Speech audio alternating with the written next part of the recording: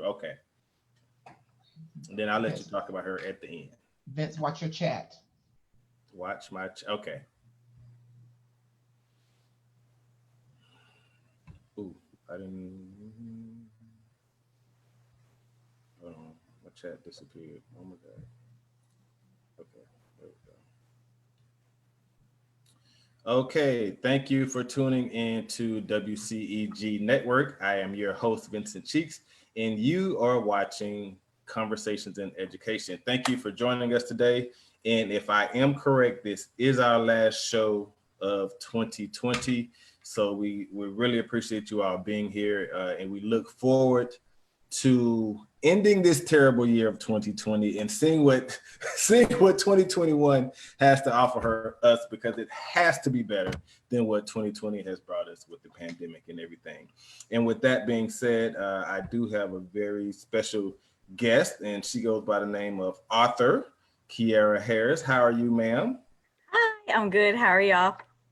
We are doing just fine here at WCG. And I just need to mention before I continue that the thoughts and views and opinions are those of the show host and the guest, and not of WCEG Network itself. And please, thank you for tuning in, and join us and follow us on all of our social media. Okay, let me tell you a little bit about my guest and the author, Miss Kierra Harris. Miss Harris is an educator, writer, and author of a new children's book called Dear Miss Rona. She's a dedicated educator, and she has spent her years identifying fun and exciting teaching practices to continue to engage her students. Her latest accomplishment, Dear Miss Rona, has sparked yet another opportunity for children to continue to learn. Kierra has a master's in education, and she plans on obtaining a doctorate in the near future. She lives in the beautiful city of Atlanta, Georgia, and works for Marietta City Schools in Marietta, Georgia. She spends her summers hiking and spending time with family and friends. She's a lifelong creator and is devoted to finding new and inventive ways to educate all boys and girls. So please again help me welcome Miss Kierra Harris. Hey. So tell my listening audience, please, if you will, how long have you been a teacher, and what made you go into such a noble profession? Well, this is my 4th year teaching. Okay. I've been teaching 3rd grade for 3 years, and then I started teaching pre-K. So big jump there, pre-K to 3rd grade, but it's been great. I think I've always really wanted to be a teacher. I started off wanting to be a writer, but then lately, after working with kids all through high school, I just decided being in education is the thing for me. So here I am, still rocking it. Still rocking it. I'm sure you're doing a great job. And so did you want to do early childhood education, or that's just where you Yeah, middle school, high school, I applaud those teachers, but I couldn't do it. I just couldn't do it. That's not for me. Yeah, and I'm with you. I was a elementary school teacher myself. I taught in Okay. Atlanta public schools in the Bankhead area. So if you know anything about Bankhead, I'm sure you can imagine those challenges. But the students were great, the children were great, and I loved them and I missed them dearly. And I'm sure you feel the exact same way about your students. Absolutely. So let's jump into your new book here. The title is called Dear Miss Rona. So without giving too much away about the meat and potatoes, kind of tell the listening audience what Dear Miss Rona is all about. So Dear Miss Rona is about a little girl. Her name is Ray. She's in 3rd grade, and she's supposed to be doing a project, and she's supposed to present it to her class. But she has no idea what to write about. So she overhears a conversation that her parents are having, and the story is set in the past. So it's as if COVID-19 had already happened. And so she is overhearing her parents talking about COVID-19 and like what it is, but the way she interprets it is not exactly what it actually is. And so actually interprets COVID-19 as a person. So therefore, ergo, Dear Miss Rona. She goes to school and she presents her project. And like I said, she kind of said, she might have misinterpreted some facts there. And so her teacher tries to kind of get it right back. But kind of straighten her out on what Yes. COVID-19 really was. Okay, so she had a project. She overhears a conversation with their parents, and there was some miscommunication, if you will, Yes. misunderstanding as Right. to what was going on. Right. And so, um, what was the inspiration for writing this particular book? So I started writing it right around the time where, I will never forget the day, March 13th, Friday, March 13th. That was the day. Then they were saying, all right, guys, we got to go home. We not going to come Yeah. back for a while. So that's when we actually started doing virtual learning with the students. And a lot of them didn't understand, why did we have to leave school? Why weren't we, why are we learning from a laptop? And so it just made me realize, I'm gonna write a book. And at first it was a joke, like I'm gonna write a book. Like I've been going through a lot. And then I was like, no, I'm gonna write a book. And so it was basically just to kind of help kids understand, like, what is going on, how, why are we learning from a laptop right now? Why can't we only stand 6 feet apart? And so just basically just to educate and bring conversation into the household. Okay, so it wasn't like you've always had some lifelong dream of wanting to write a book or something. It was just Well, actually, Okay. that was actually a goal. One day I did want to write a book, but Okay. it was just like, during quarantine, what better time to do it when you have nothing else to do? So I just took that as an opportunity. And that's actually one of the things that I make sure I point on in the book is, take on moments of opportunity. Don't let them just pass you by. So, yeah. Okay. Okay. And so what was, I guess, one of the most difficult things for you as far as making the transition from being an educator to now actually getting this book together?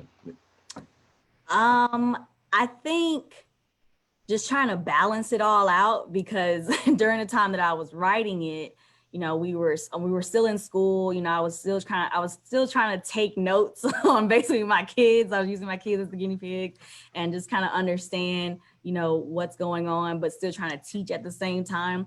In fact, I'm still kind of going through that, trying to find that fine balance of being an educator and being an author, making sure that, people like the book and, go try it, go buy it, and, really market it. But I think, and then like actually writing it, I think the toughest part was trying to find that inner child, that inner creativity, just to make sure that the kids understand it. Because I remember there was some times where I would write, but it would sound like an adult's perspective and not really a kid's perspective. So I had to redo some things. So why was it important to make that connection to your inner child to be able to bring this book to life? Well, my main character is a lot like little Kierra. That really outspoken, really be the first person to be up and, answer a question. So I had to make sure, and then I had to make sure that it was relatable to kids, making sure that they understand, that they can see little Ray as them, as they're reading. Right. And I found it interesting when I heard you say that you had to tap into your inner child, because for me, when I was teaching, I found that was something that I had to do in order to, like you said, be relatable to the children. Because if you're always functioning in the mind state of an adult and you're bringing everything that comes with that adult mind state, your bills, your worries, your concern, and all of this stuff, then you're not going to have that direct path of connectivity with the youth, because they are not going to, for one, be able to understand this mumble jumbleness of adulthood that we stumble into without having that connection to your inner child. And I found that when I did have that connection to my inner child, that it did make it easier to not only relate to the children, but also to educate the children, because now you can you find it easier to speak their language, you know, per se, and build that Absolutely. rapport with them. So I thought that was very interesting that you mentioned that, and that was something you used in helping you to bring this book to life. So I congratulate you on that, because not everybody knows how to do that, because a lot of times, because you know, we try to rush into being grown up. Oh, I can't wait to be 18. I can't wait to be 21 and drive and all of that stuff. Right. But then it's just all the stuff that comes with the whole adulthood. I think it makes people forget that they were once young, and that they forget that they used to be carefree and didn't have all of this stress Right. and stuff to deal with. So even with now, with what I do with my nonprofit organization, I always make sure that I try to keep in with the hip lingo, you know, and even especially with the hip dances, because that was one of the ways I stayed Man, I don't know how you do it. with my students. But I think that stuff is important, and it's important for children to see that stuff and to know that adults aren't always this rigid, strict, you know, kind of stressed kind of person, and all this stuff that comes with being adulthood. So I think that I commend you for that, definitely. We talked about the difficult aspect. What was one of the most exciting things about writing this book? I guess just seeing it all come to life, just come together. Like every time I finished one part of the book, I would go back and reread it, and then I would just be looking at it as if a kid was reading it, and I'd just be laughing at some of the parts. Like, I wrote that. Like, yes, that was me.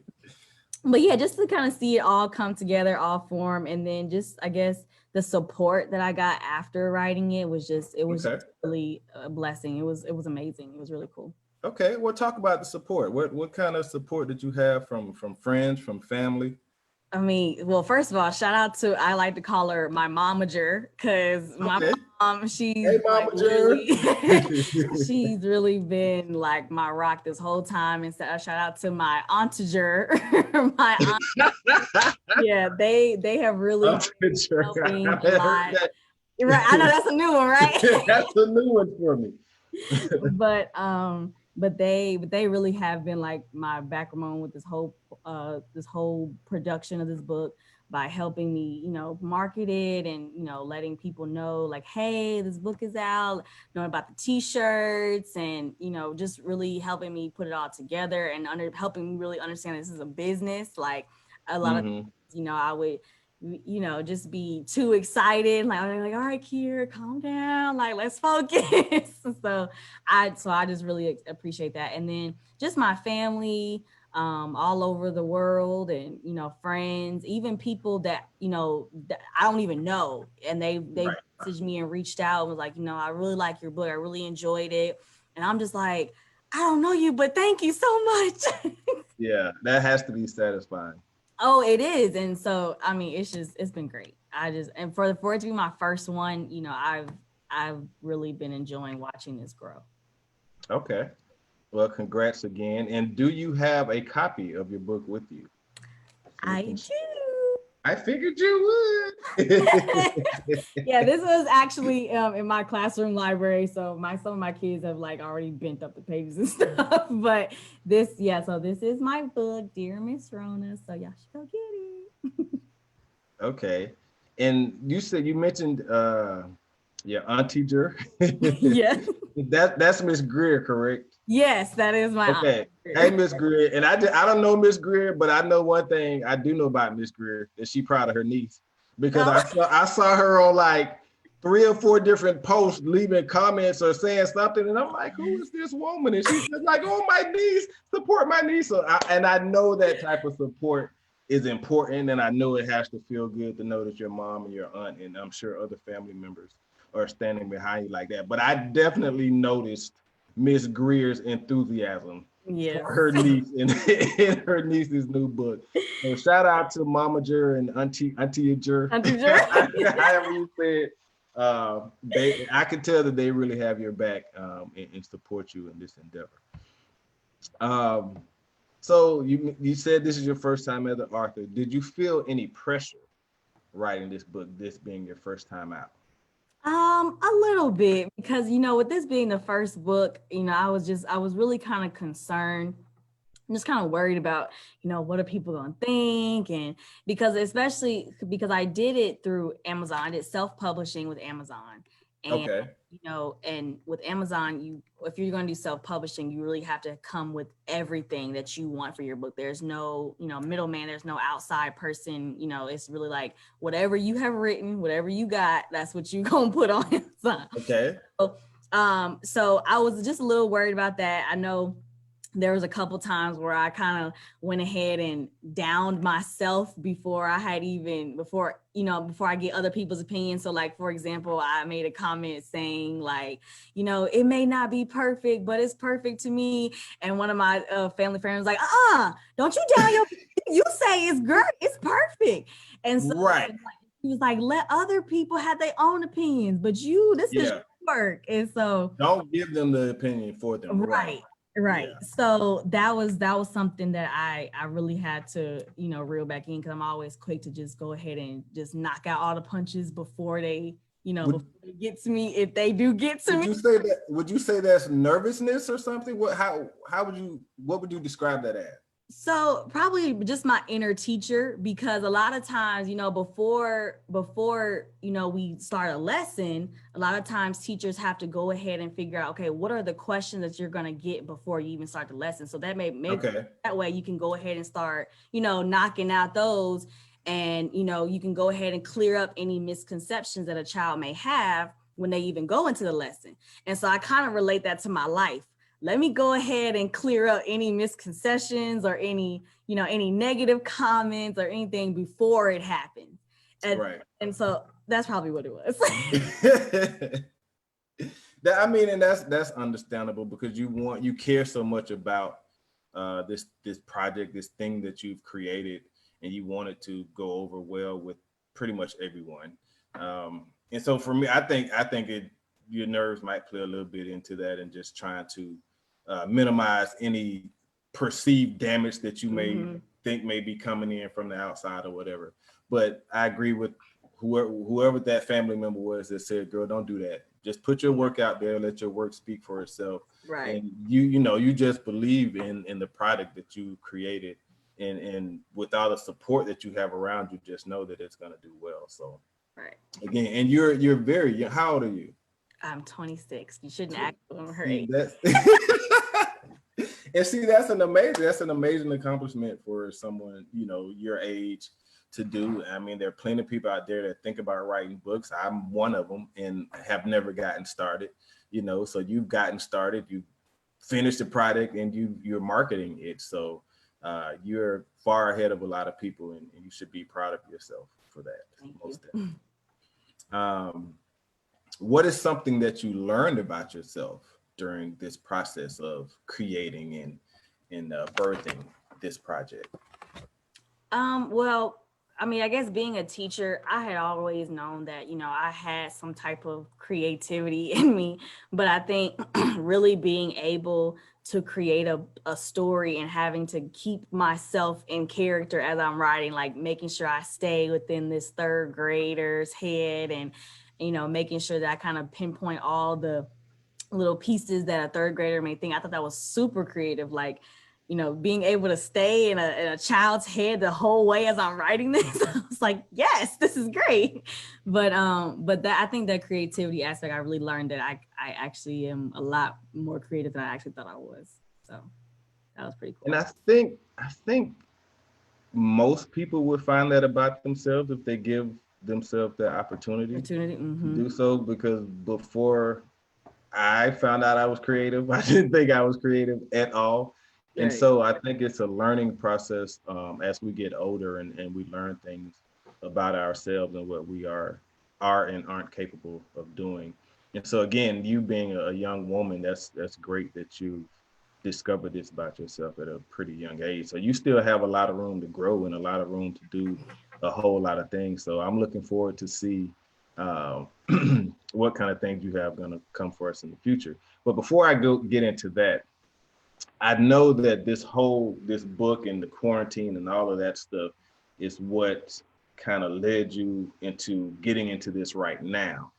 And so I want to know, and you mentioned earlier when you were talking about when the quarantine first started, March 13th, right? That's the date you Sure. gave. Um, what were some of the things you were getting from your students, and how were you kind of coaching them along through this whole new experience for everyone, uh, especially for the children, but also for yourself? Like, we as adults have not gone through this thing. So what kind of things are you telling them to encourage them and to just kind of keep them afloat during these crazy times? So, I mean, a lot of them, a lot of them were kind of saying the same things like, I'm bored. I don't want to be in the house anymore. I don't want to do this. And so a lot of things I was just kind of letting them know, like, okay, well, go do something that you've never done before. Like, Right. I know like some of them were talking about they have like some old skates in their garage. Okay, go go in your garage and go skate or something. Go skate backwards. And then Rediscover what it means to play outside. outside, right? And so, and I'm like, yeah, so go do that. A lot of them, they were very good artists. Like a lot of them, like, I mean, for a third grader, like it was pretty detailed, like it was some pretty good stuff. So could perfect your craft. You know, Okay. read some more. You know, a lot of them were like, you know, always on their video games, and of course their parents telling them to get off. I'm like, okay, yes. So this is your time. Go outside, play with your friends if you can. You know, if y'all, you know 6 feet apart. um, Well, at first they thought children couldn't get it, so they might have been out there playing with right. it. But yeah, no, I just basically let them know like this is your opportunity to go do something that you have not done before. Go do something that or do something that will make you better at what you have already been doing. And so a lot of them took it. A lot of them were like, we know a lot of them were like, well, I'm gonna go on TikTok videos or make some TikTok videos. I'm like, okay, cool. Yeah, Like TikTok is the new parents' thing. permission. Yeah, yeah. So Okay. yeah. And so from March until November currently, how have things gotten better for you, or how have you made gains in this virtual learning or the new world that COVID has created for us? I mean, with any, you know, teaching job, I mean, you just gotta learn to be flexible. That's really all this Mm, is good flexibility. word.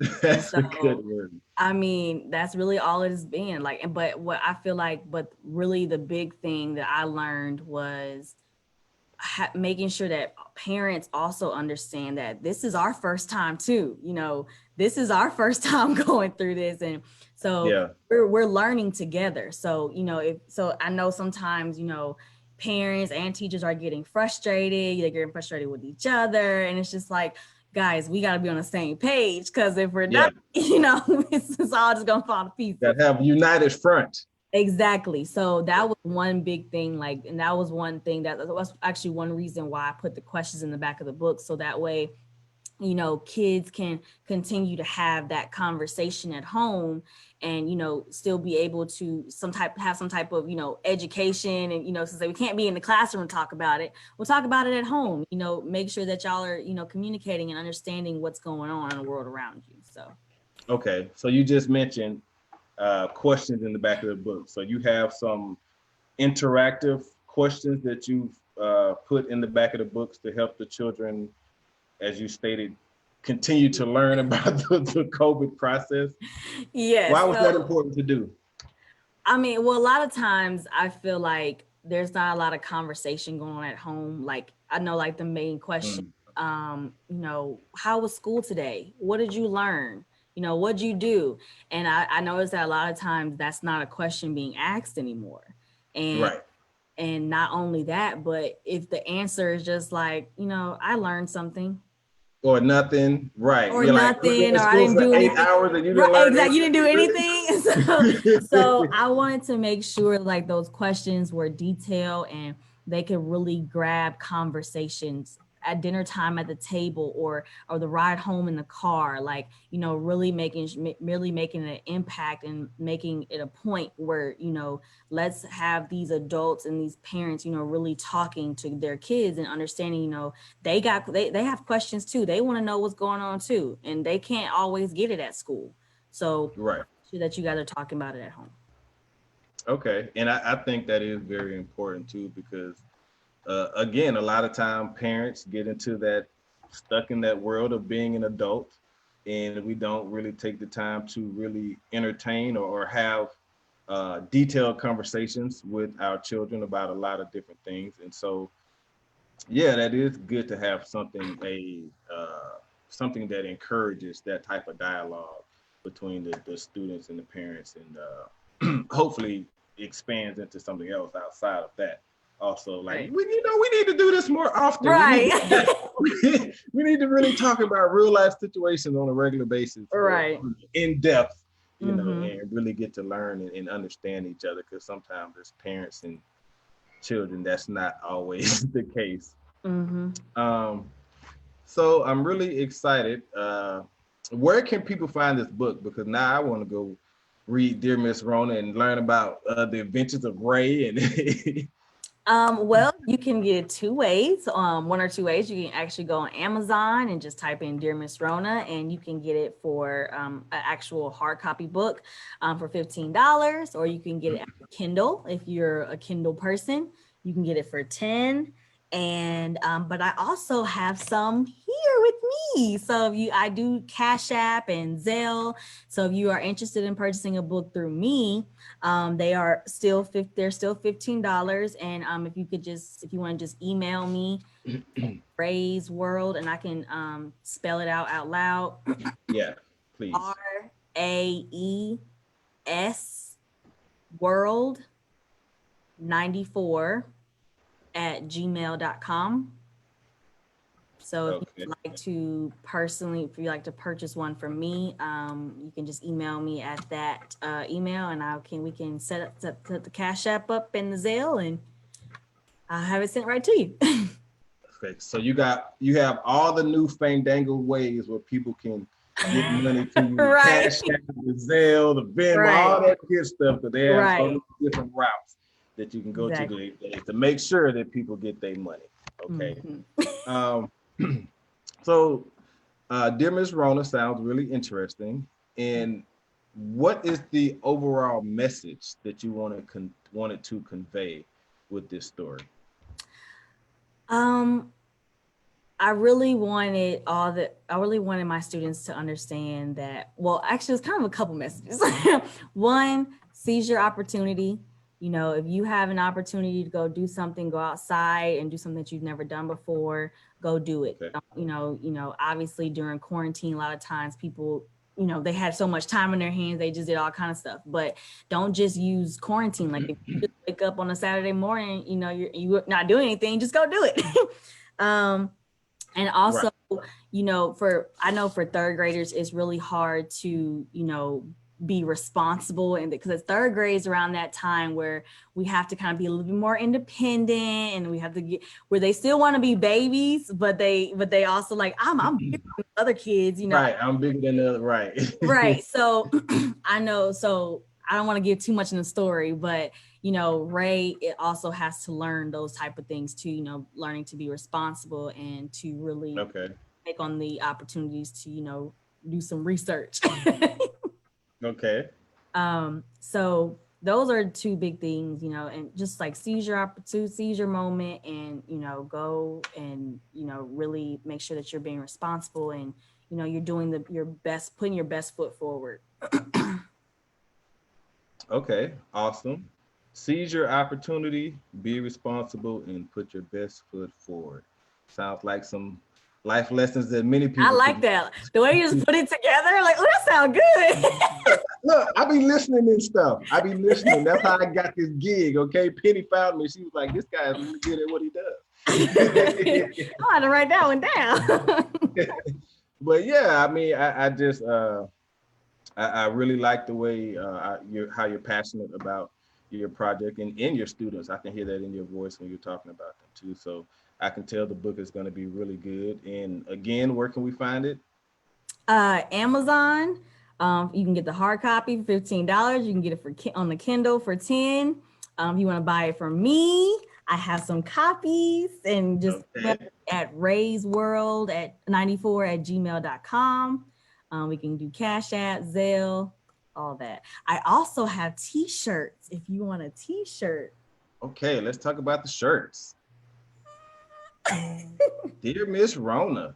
And if you read the book, you'll understand the hashtag. Okay, hashtag quarter machine. Yes, but you have to read the book to understand what the hashtag is. Okay, everybody make sure you go out and get the book. It's just what, $15 you said? Yes, so the book on Amazon is $15. Even if you want to buy it in person, it's $15 as well. Okay, and so we've talked about how people love the book. We've talked about the support you get from Mama Jur and Auntie Jur. So I would like to know, what did Penny say? Vince and I want our comp t-shirts and books. She needs some extra cash. Look, tell Penny you're a building entrepreneur. So I want to say, come on now, work with me. Work with me. No, I would love to support your book. Thank you. So I'll be in contact with you tomorrow about that. Okay. And now Penny made me forget what I was about to say. Oh, yes. What are the thoughts and opinions of your students about Dear Miss Rona? How do they feel about the book? So actually, when I finally finished the book, it wasn't until the new school year. So my students who actually helped me, put the book together, they didn't hear about it unless I was like, friends with their parents, on social media sites. So some of them actually did get the book and they like really loved it. I had one student who told me that they should have been my illustrator, and I was like, me. But I did read it when we first started school this school year. We were all virtual, so I did read to them via Zoom, and a lot of them, they were cracking up laughing. They were loving it. I did catch there were some things that they might not have understood quite yet, like understanding that it's kind of set in the past, because some of them were like, but this is still going on, why are they talking like it already happened? I'm like, point. Well, that's very perceptive of them, though. Right. No, it was. And I was very proud of them. A lot of them were really understanding. I feel like this book, though, I feel like, it is very helpful if you are reading it, if an adult is reading it with you, so that way they can, kind of clear up any other misconception that maybe I didn't, make clear in the story. But I did notice that, making sure you have those expressions in the book when it's funny, when they're loud, when they're kind of going all over the place, Yeah. Those are really parts that you really want to bring the characters out. So, but they overall in all, I think they really enjoyed it. A lot of them actually bought the book. So. Oh. Well, you can't ask for much more than getting support from the right. I was like, it's like those commercials on TV, like the cereal commercials when they try to reel the cat in, like, hey, go ask your parents if you want to. But yeah. And I'm sure they were like, she likes it. She likes it. Right. Yeah. So it's been great. It's been love all around. So. That's good. That's good. I'm really happy for you, and I can tell you're really excited about this new phase of your life. So, is this gonna be a one and done book, or we got some more future projects coming out? What's going on there, Miss Harris? So I do have a future project. I'm not gonna tell you exactly, but so if you notice in the previous in Dear Miss Rona. The hashtag is quarter machine because she kind of makes a misconception. So Miss Ray is going to make another misconception in this new book. And all I can tell you, I don't even know what I should tell you. Because then you might guess it. And I don't want just leave it as a cliffhanger. Just leave it as a cliffhanger. That's okay. We have to wait for it. I like that. I like the suspense of that. That's suspenseful. Yeah. But no, I'm really excited about the next one. It was one that hits home. So I think well, I'm sure it'll be just as great as Dear Miss Rona. And I want to congratulate you again, because this is an amazing accomplishment. And then you self-published also, so that's something to be proud of also. So, do you have any advice for any aspiring young authors out there like myself or anyone else, or any of your students that may want to write a book? Man, be like Nike, just do it. Do it. Because I feel like, I don't want to say I waited too long. Like I said, I'm young, but if you have a goal, just go do it. I feel like that's what I really learned this entire time during quarantine. I had 3 goals, and for that I've had for a very long time, and it took Okay. me not doing anything to all of a sudden just jump up and do it. When it if you have these goals in life, just do it. If it's even if it's not writing a book, anything, just go, Yeah. and don't worry. And like we were talking about earlier, like, don't worry about what everybody's perception is. The fact that you got up that day and you decided to put your best foot forward and you did it, that's, man, that's a congratulations right there, because a lot Right. of people can't say they can do that. So That is true. And you can't worry about what everybody's going to think. It may creep in here and there, but for the most part, you're not going to please everybody. And there's right. always going to be somebody like, oh, dear Miss Warner is horrible. But they could be saying that for whatever reason, because they wanted to write a book first, or jealousy or whatever. But you can't put your focus in that. You can only put your focus on what you believe in for yourself and in your product, and then continue to do what you do and be successful. Absolutely. I absolutely believe in your vision, and I'm happy for you, especially being a young teacher, teaching a similar grade as I did back in the day. So again, congratulations. Dear Miss Rona, you can reach Miss Kierra Harris at Raise World 94, RAES World, WORLD 94 at gmail.com, correct? Yes, sir. And it's on Amazon, you said? Yes, on Amazon for $15 for a book and $10 for a Kindle. So, and if you want All to right. just email me. Yes, you can email her. All right. Thank you very much, Miss Harris. We really do appreciate your time. Thank And you. I'm looking forward to hearing a lot more from you in the future. We'll definitely have you back on for the next book too. But before I go, I was talking to you prior to the show. I have a Scholar of the Week segment that I do at the end of all of my shows. And I had asked you if you had any particular students that you would like to nominate for Scholar of the Week. And you said, go right ahead. Jordan, my sweet Jordan. Jordan Herring, correct? Correct? Yes. Yes. Okay. And why is Jordan the Scholar of the Week this week? Jordan has shown so much improvement in my classroom. She's kind of one that really, really feels defeated anytime something doesn't, go exactly right. And today she completely overcame that, and I'm just super proud of her. We still, like anybody, we still have a lot of work to do, but that's okay. Progress is what I look for. I don't look Yes. I'm not looking for the right answers all the time. I always tell my kids, like, do I want the right answer? No. Do I want to see you work for it? Yes. And so they're like, oh no, like I don't look for right answers. I look for progress. I look for hard work. And they all know I have high expectations. So, but no, I'm super proud of Jordan. She's done a great job today, and I really appreciate her and her hard work. Well, congratulations to you, Jordan Herring. That is awesome. And I agree with you 100%. I'd rather see progress than, trying to, always hit for the right answer all the time. Just show me that you're trying and you're willing to learn and you're willing to be flexible, the word you used earlier, when it comes to your learning. Flexibility will take you a long way in life, period. So, I think that's wonderful. And anytime you have a student that you want to recommend for Scholar of the Week, please email me. You have my email address, and share that information with others at your school, even if it's somebody.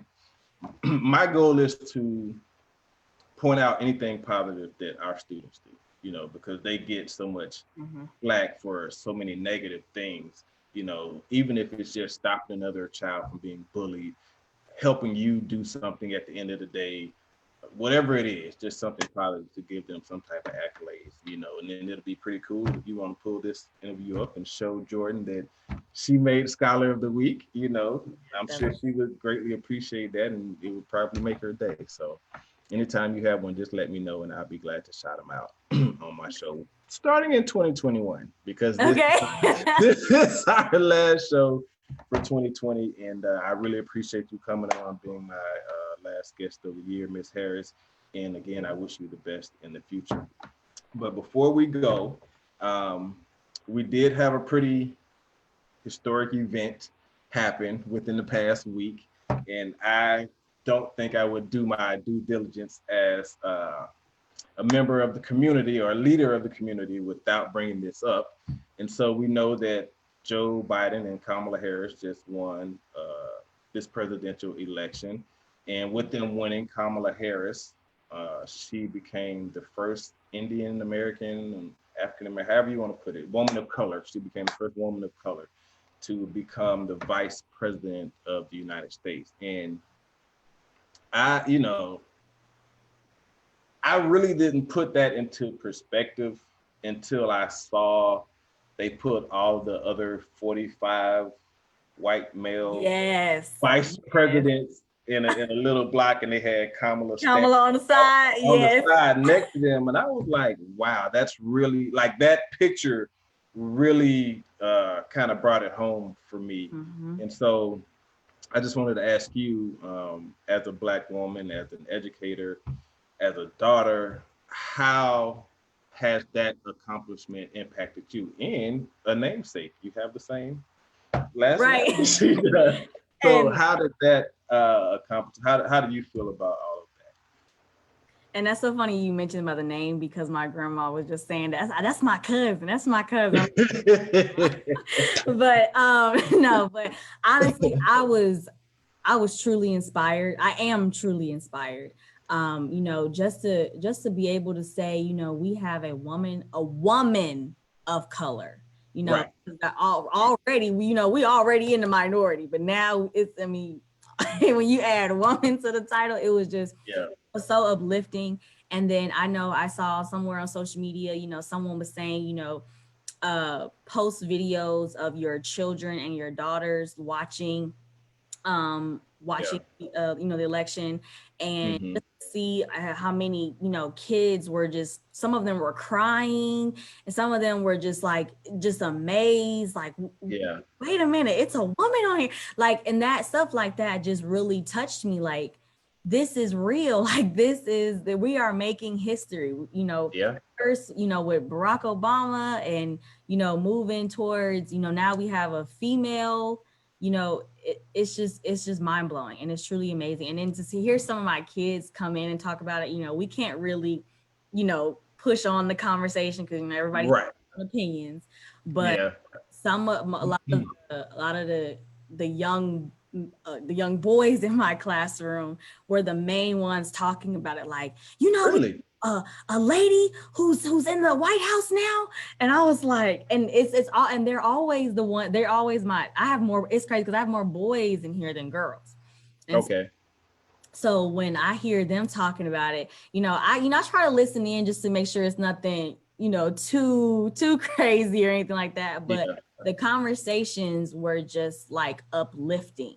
Like, they were saying, we have a woman in the White House now. Like, I think she just made history. And they were just so excited. They just wanted to keep talking about it. I'm like, okay, guys, because, you just never know what other parents are saying. So I just have to make sure I dwindle it, to a different direction. But all in all, like I said, it was truly inspiring, and it just makes me want to just do more and be better, and just make sure I keep my, my crown up straight, and, my head up.